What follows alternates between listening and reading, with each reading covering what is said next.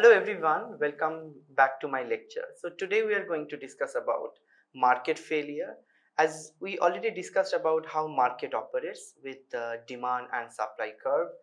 Even with the equilibrium, we also discussed market can be at equilibrium and consumer surplus and producer surplus that also can be at the maximum level, but that not necessarily that economy will be at the efficient point, because some social cost will be involved when we think about the market equilibrium. And in that particular discussion, we also spoke about how efficiency should work. And then we had taken the concept of Pareto efficiency. And in that context, we spoke about how markets should efficiently function.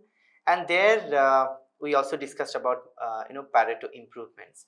So today we are going to talk about in details about market failure.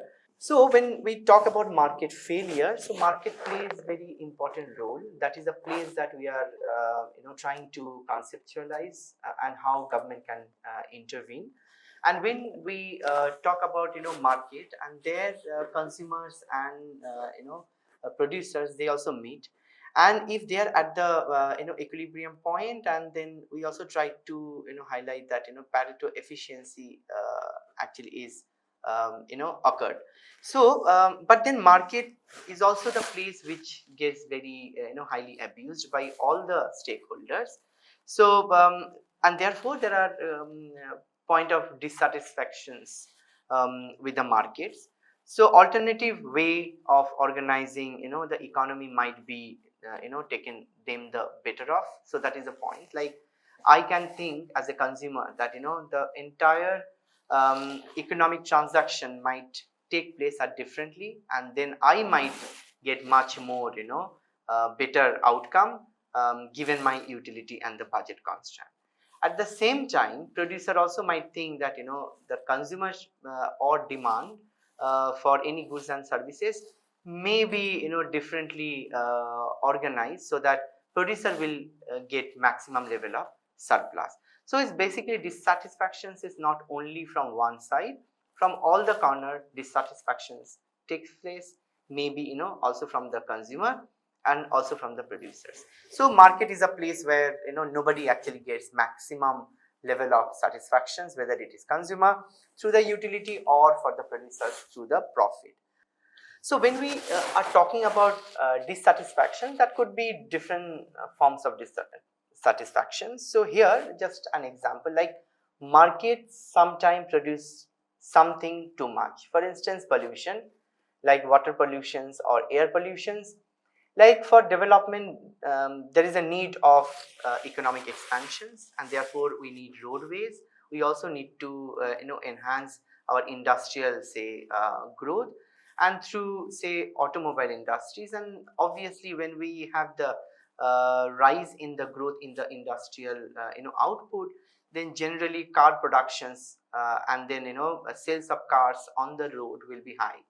But that definitely as an outcome there will be air pollutions, and therefore sometimes air pollution is too bad. And especially in India, for instance, or in any other developing countries, air pollution needs to be taken care of or controlled. So these are along with the economic activities and outcomes, there also will be some of the externalities that can be referred as negative externalities, which we will talk about little later. But then dissatisfaction comes from this sort of too much production of residue, like here kind of air pollutions or water pollutions.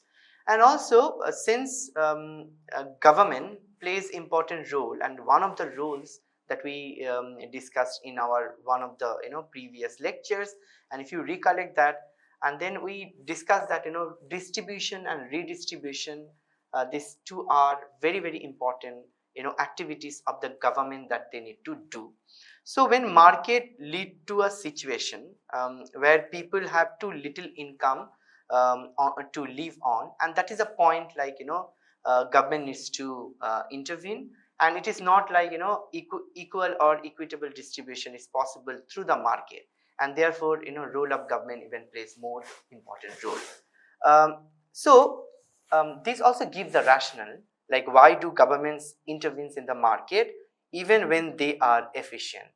As I said, if you remember, like even demand and supply curve, they intersect with each other at equilibrium. Market will be at the equilibrium, and then optimum level of price and optimum level of quantity will be determined. But that will not ensure that socially efficient outcome that we achieve through that particular demand and supply and their equilibrium positions. And therefore this becomes actually government's interventions and rationale behind why government should intervene. And we had given the example, like through the taxation, that government can actually intervene, and then price will be on the higher side, and optimum output will be actually produced little less. So it is not necessarily, for the society's point of view, that quantity always has to be at the optimum level, and price also will be at the optimum level, where demand and supply, they intersect at each other at that point. It is also sometimes when quantity is produced less, but from society's point of view, society or economy will get optimum level of efficient outcome as a whole. So now moving further, like when market fails, and then the role of government. So this is important because for government to play, then market needs to be somewhere, it should not be functioning at the efficient point. So markets are not at the Pareto efficient under the following some sort of important conditions that can be referred as market failures. And we have taken this market failure conditions from Joseph Stiglitz's book on public policy and public policy or policy for the public sector, and that actually gives the reason behind why government needs to intervene. So let's talk about the 6 points that that are potential sort of points for the market failure. So let's first point is the failure of the competitions. In our last lectures, we already discussed about different types of markets, and we began our discussion with perfect competitions, and we know that perfect competitions in the price is a market will determine, and therefore market is a price sort of taker, and we know that large number of buyers and sellers, they actually meet in the market, and then they produce homogeneous product, and they also all the buyers and sellers will have the perfect knowledge about the products that are bought and sold at the market. And so that is basically the perfect situations where market should kind of behave, and that is how the Pareto efficiencies point of view as well. So but now we also see that there are different other imperfect markets where perfect competitive forms of market doesn't work. So we had discussed especially on the monopolies point of view, but here there are different types of forms of market that we actually sort of get it in the in the discussion of the market. One is the monopoly, where single seller will decide and will have the market power and also will set the price. Oligopoly is a with very few sellers will be in the market. Duopoly, there will be only 2 sellers in the market. Monopolistic competitions is basically very few sellers. In the natural monopoly that we also discussed, that where one single farm will produce the entire output instead of producing all the products by different farms. And this, in this case, we also have brought the government as an organization. So instead of one farm producing the entire output, government actually can decide that they can produce the entire production. So here is again monopoly, but then monopoly not over the price or the market power, and monopoly over the or market power over the quantity. So it's basically quantity restriction by the single firm or by one single organization. So let us try to understand the relationship between the price and quantity again, because we need this particular consumption, assumptions and also conditions in every time, even while discussing the market failure.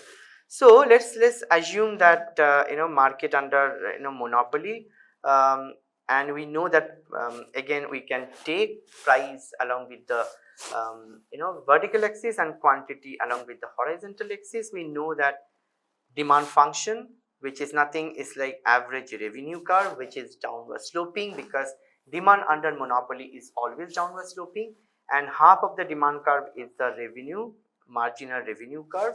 So as we know, and then we say let us assume that U-shaped curve is average cost, and marginal cost curve is upward sloping curve, which is nothing, is like supply curve or supply function of a firm.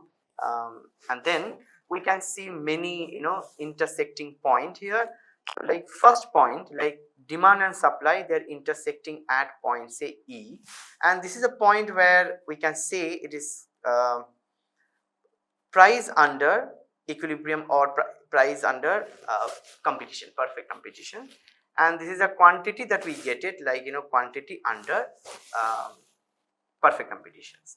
So but we know that monopoly under monopoly market, market price is determined by the the seller, and seller will set the price at a point where profit maximization starts, like first order conditions, where marginal revenue and marginal cost, they are intersecting at each other. So like say point E dash, where we see that marginal revenue and marginal cost, they are intersecting, and here the quantity, like say QM, like quantity produced under monopoly, and along with this point the price will be set, and this price is like price under monopoly.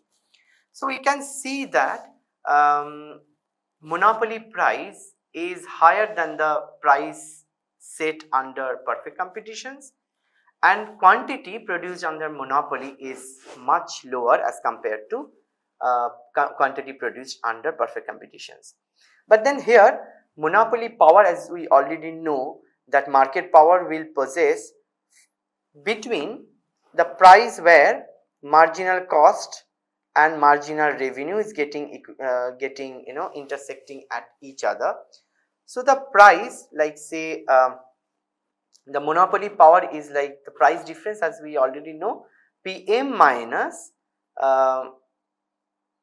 P, and P here is like equals to marginal cost and marginal revenue.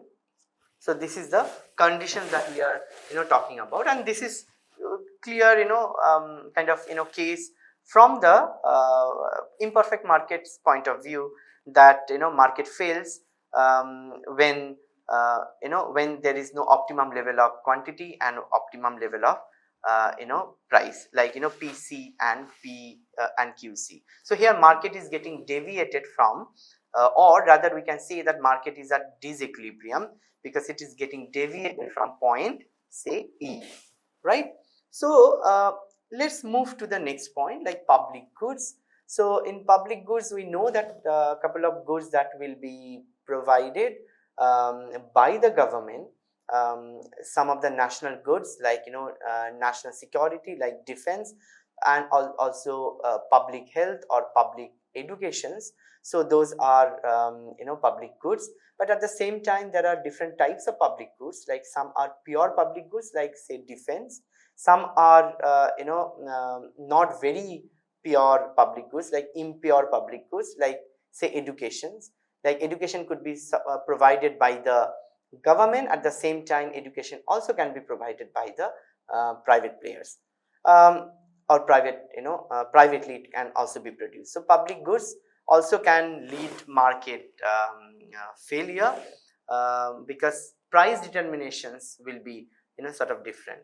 So now point 3 is the externalities. So externalities we already kind of discussed, but then theory of externalities we'll discuss separately. But then here we are just highlighting the point on externalities, which actually has the potential to make market fail. And here negative externalities are there, like for instance pollution, the example that we had given. Like automobile industry may be reaching at the higher kind of getting providing higher growth, but at the same time, as an outcome in the society we are getting pollution or traffic congestions. So there it is basically negative externalities. Like passive smoker is also kind of example of negative externalities. Positive externalities that we also discuss, like say if I'm gardening in my household, then my neighborhood also will like that. And if I kind of plant many trees, that also will be kind of gained by many other members in the neighborhoods. So those are positive externalities. Or for instance, from economics point of view, in the evening, if I switched on my light in the balcony, and if my neighbor is not and putting off their light at their balcony, because they are getting benefit out of the light that I switched on. So it is basically kind of positive externalities from the economics cost and benefits point of view.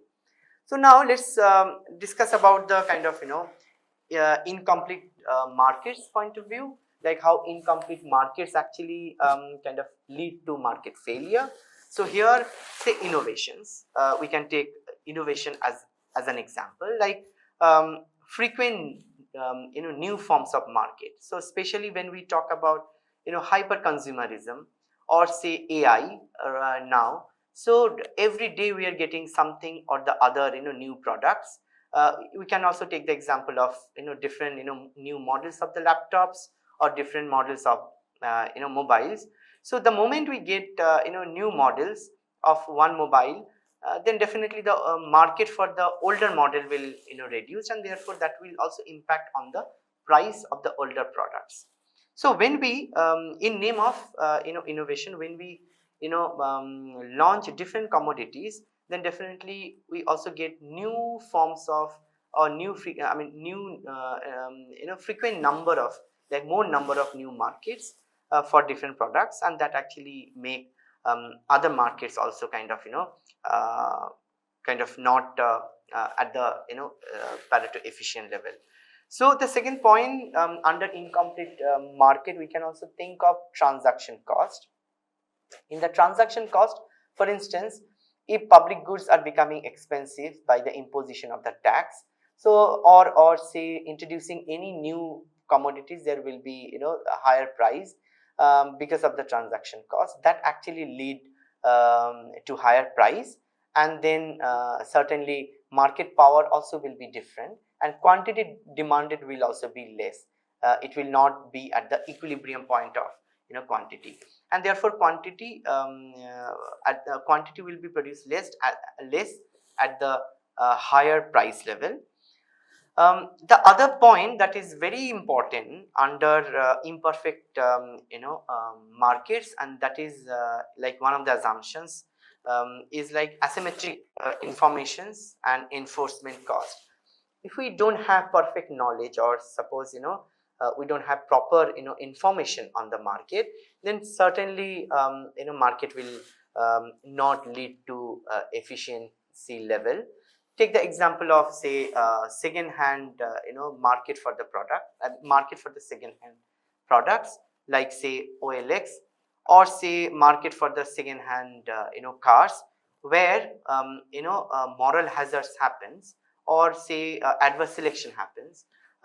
For instance, generally perfect information about the product is not been exchanged by the buyer and sellers, and therefore that has the potential to lead to market failure. So other point that I also want to highlight here is like say insurance market. So now the way it happens, insurance market is definitely is very different than you see in back in 1930s or 40s. So in insurance, we also generally tend to have have more risk, because we are quite sure that our cars or our house or our crops are insured, and therefore we try to take or intend to take more risk. So this is basically the classic case of, say, moral hazard.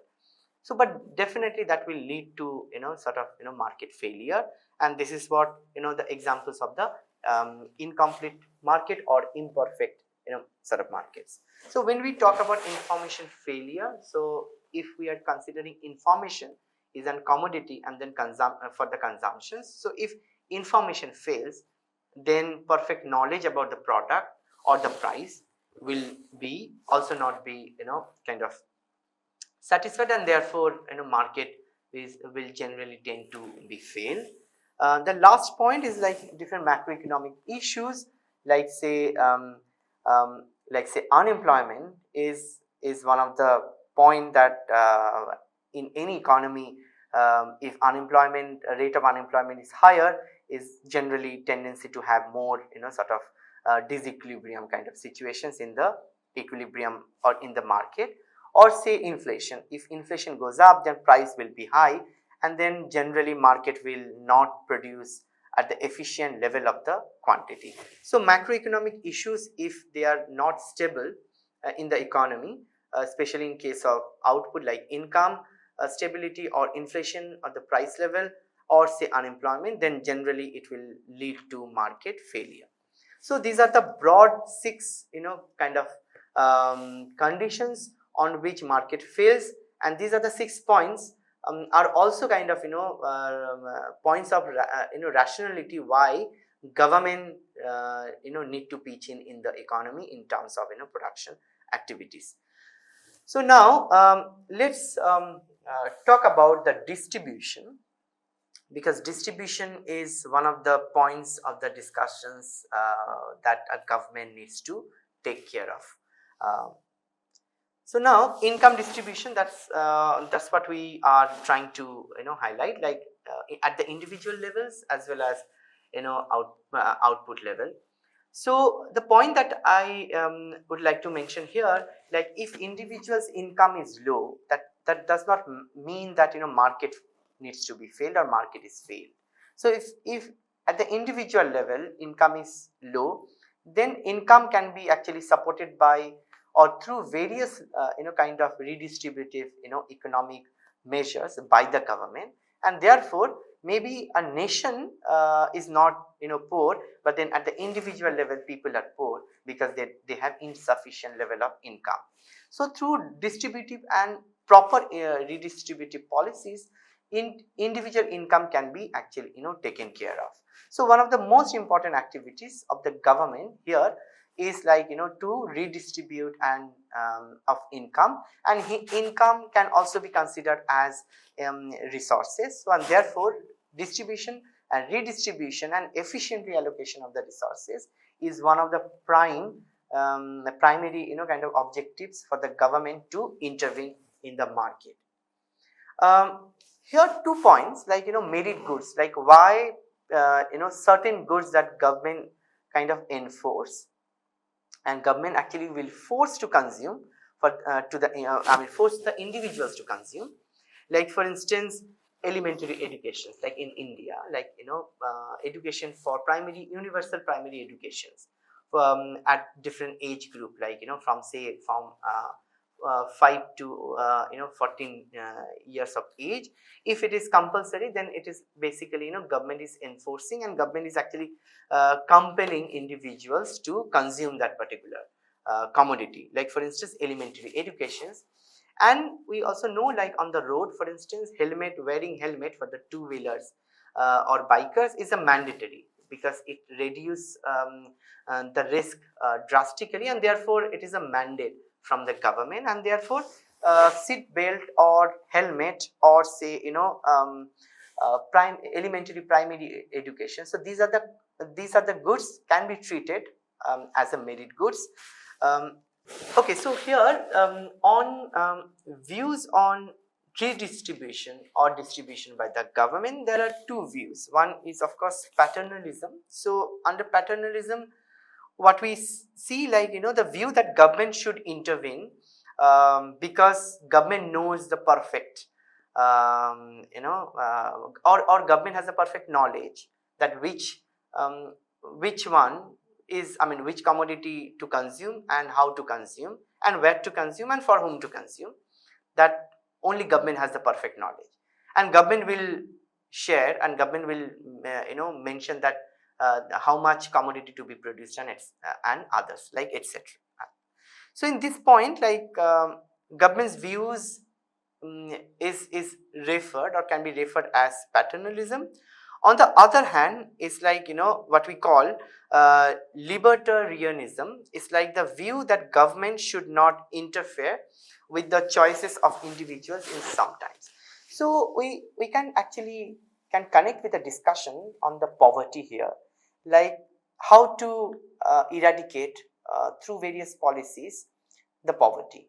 So one views that is like, government should frame a policy, and that policy needs to be, kind of implemented, and it is like, government will decide which are the policies should be universal policies, and government will decide, on the other hand, that government can decide that which policies can be targeted for which strata of the societies or the economy. So that is basically one approach. It's like, top down, like government is deciding everything. The other views on the poverty discussion is like, policy should not be framed by the government. Policy should come from the below. It's like, bottom up approach. So these are the two approaches through which government actually can take. And in this views that, with the distribution and redistribution context, like, we are discussing, like, this particular 2 points, like paternalism and libertarianism, is basically in this particular views, like, how to frame and which ways or which approach that government should take it up. So now let's have a discussion on the perspective on the role of government. And here, say, normative approach.